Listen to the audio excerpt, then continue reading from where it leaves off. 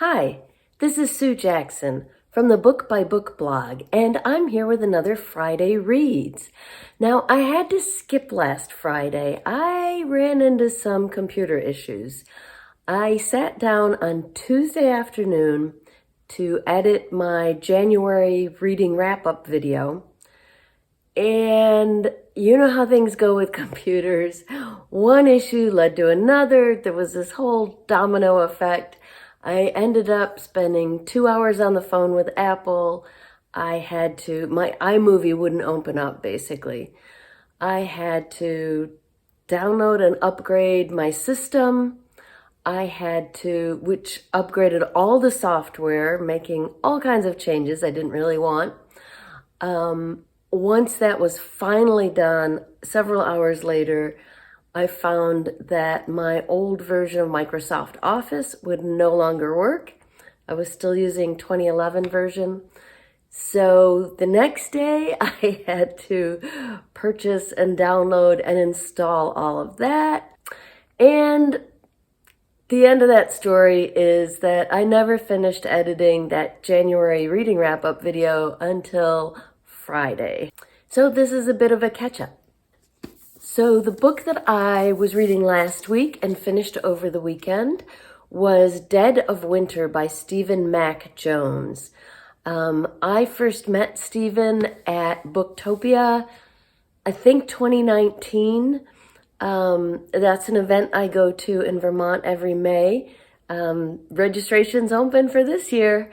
I'll link to my Booktopia 2022 video down in the notes below. So this is part of a series. This is the third book in his August Snow series. The first book was August Snow. The second that he was at Booktopia for was Lives Laid Away. So I read the second book first, but I enjoyed it so much I went back and read the first, and then my husband read them too. So this is a thriller series, very action-packed, but also with a good sense of humor, which I always appreciate. The main character, August Snow, is an ex-Detroit cop, and he's also ex-military, and he's got some PTSD from his time in Afghanistan. That's definitely a theme in this third novel. He's an ex-cop because he was horrified by some of the corruption he saw going on in the police force. And he ended up bringing a lawsuit against the city. Well, he was fired and then he brought a lawsuit for an unlawful termination. And he won that lawsuit and got millions of dollars from the city. So he's not really popular with people who are still in the Detroit police force. But what led August to that initial lawsuit is still what drives him, and that's a strong sense of right and wrong, and he loves his city, and particularly his town, Mexican town, a part of the city of Detroit. He is half Mexican and half Black. So I thought this was a good read for Black History Month too, even though it's present day and not history. So in this third book, there is another source of corruption, this time trying to sneak into his own beloved neighborhood that he lives in, and that he's trying to, with the money that he got from the lawsuit, he's trying to help the neighborhood, renew and grow. So that's kind of what's at the center of this book. As usual, it's an action-packed thriller. There's a good mystery at the center of it. I have to admit, some parts of this series are a little too violent for my taste. And this one, there's some pretty gruesome stuff going on here. But Stephen's a great writer. It's very well written. I love the characters, the ongoing characters that are in every novel, as well as the new ones that are introduced. And you see the character of August Snow grow and evolve through the books as well. And as I said, a sense of humor, which I always enjoy. So that's Dead of Winter by Stephen Mac Jones, book 3 in the August Snow series. And now I have started Ordinary Grace by William Kent Kruger. This is the selection for my neighborhood book group next week. Last year, we all read This Tenderland by William Kent Kruger. It was selected as the All County Reads book here, and we got free copies for our book group, and we all read it and all enjoyed it. In fact, it was in my top 10 books of the year. I'll link below to my video of my top 10 novels last year. In fact, it was number 2 on my list. They weren't all ranked, but that was number 1 until I read my number 1. Anyway, so absolutely loved This Tenderland. So my book group decided to read another of his novels, Ordinary Grace. Now this, like This Tenderland, is a historical fiction with a mystery in it, and it is a standalone. He does have a highly acclaimed mystery series called the Cork O'Connor series. I've gotten my husband started on those, and he's really enjoying those. Ordinary Grace begins in 1961 in a small rural town in southern Minnesota, and the main character is a 13-year-old boy named Frank. He has a younger brother named Jake, who is 11, and it's summertime. The two boys, their father is the local minister, not just in their town, but in 2 other small towns that don't have ministers of their own. So their dad is really busy as a preacher, helping families, visiting 3 different churches in 3 different towns. And Frank and Jake have an older sister as well, who's 18, has just graduated from high school. So that's kind of the setup here. I'm only right at the beginning, but right at the start, the narrator says there were 4 deaths in town this summer. And from the beginning, before the book even starts, a young boy, about their age, I think, was killed on the railroad tracks. So that's the first death. I've just started this, but I've already come to the second death, which is a man near the railroad tracks again. And there's a lot of foreshadowing that some really difficult things are going to happen here. So it's historical fiction set in that time and place. As usual, he's got beautiful covers. I loved the cover of This Tenderland, and this one's beautiful as well. It's, there's an element of nature in it, as there was with This Tenderland. It's a coming-of-age story, I suspect, with these boys, and particularly with the 13-year-old. And there are already, even in the beginning of the book, there are already some people questioning whether the boy's death on the railroad tracks was an accident or not. And so, I think there's going to be at least one, if not multiple, mysteries at the heart of this as well.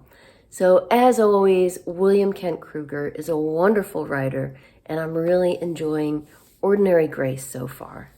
On audio, I just finished listening to Anywhere You Run by Wanda M. Morris, and this was excellent. Also historical fiction. This one was a really good fit for Black History Month. It begins in 1963 in Mississippi, Jackson, Mississippi, during the Freedom Summer, when busloads of people came down from the north to help register Blacks to vote. And white Southerners weren't too happy about that. And so there was a lot of violence that summer. I've listened to other books on that topic. This one has suspense in it. It's a little, I was trying to decide whether to call it a thriller. It's not like real actiony, but there's definitely suspense in it. So at the start of this novel, there are 2 sisters, Marigold and Violet. They had an older sister, Rose, who has died recently. Their mother and father have recently died. The sisters, I think they're 20 and 21 as the novel opens, and they're having a rough time. They've lost most of their family. They've just got each other. And of course, there's all this violence going on in their town and in their state. 3 men were just killed. 3 of the men who were helping to register Black voters were just killed. And so there's all this going on. Violet, at the very start of the book, is raped, and she ends up killing her assailant, who was a white man. So she leaves town because she feels like she has no choice. She's worried the police are going to figure it out.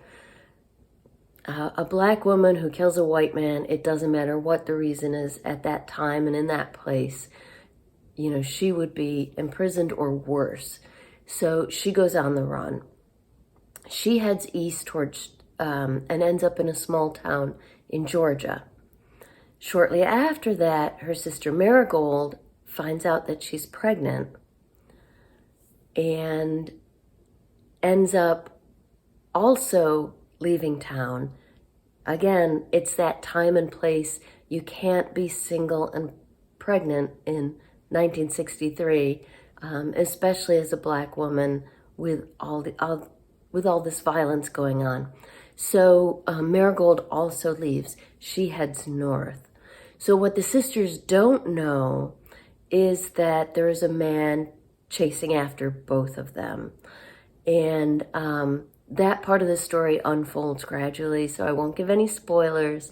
But it was an excellent novel. The historical detail was great of Mississippi, rural Georgia, a city in the north. There was plenty of detail to give this historical novel some great depth. The characters were great, and the suspense was excellent. It really kept me engrossed in the story. It's a very gripping story, and you're really rooting for things to work out for Violet and Marigold, but they've got a really tough time of it. So that was Anywhere You Run by Wanda M. Morris, the audiobook that I just finished. Next up on audio, I have not started listening to this yet. I'm only downloading it this morning. I'm going to start The Upper World, a YA novel by Femi Fadugba. Hopefully I pronounced that name right. I've got a huge backload of audiobooks on a hard drive because I do get some audiobooks from publishers for review. So I was looking for another one that would fit for Black History Month. This is not history, but it does have a Black main character, and the plot sounds really intriguing, like something I would absolutely love. So I'm just going to read the short synopsis because I haven't even started it yet, so I have no idea what it's about other than this. If you had the chance to change your future, would you take it? Today, during arguably the worst week of Esso's life, an accident knocks him into an incredible world, a place beyond space and time, where he can see glimpses of the past and future. But if what he sees there is true, he might not have much longer to live, unless he can use his gift to change the course of history. So there is a little thread of history in here. And then it says, tomorrow, Ria's past is filled with questions, none of which she expects her new physics tutor to answer. But Dr. Esso is not here to help Ria. He's here because he needs her help to unravel a tragedy that happened 15 years ago, one that holds the key not only to Ria's past, but to a future worth fighting for. So if that didn't sound good enough, one of the reviewers said, perfect for fans of Neal Shusterman. And I am a huge Neal Shusterman fan. So I'm very much looking forward to starting The Upper World. So those are the books that I've just finished and I'm just starting this week. I would love to hear what you're reading. Let me know in the comments down below what you're reading this weekend.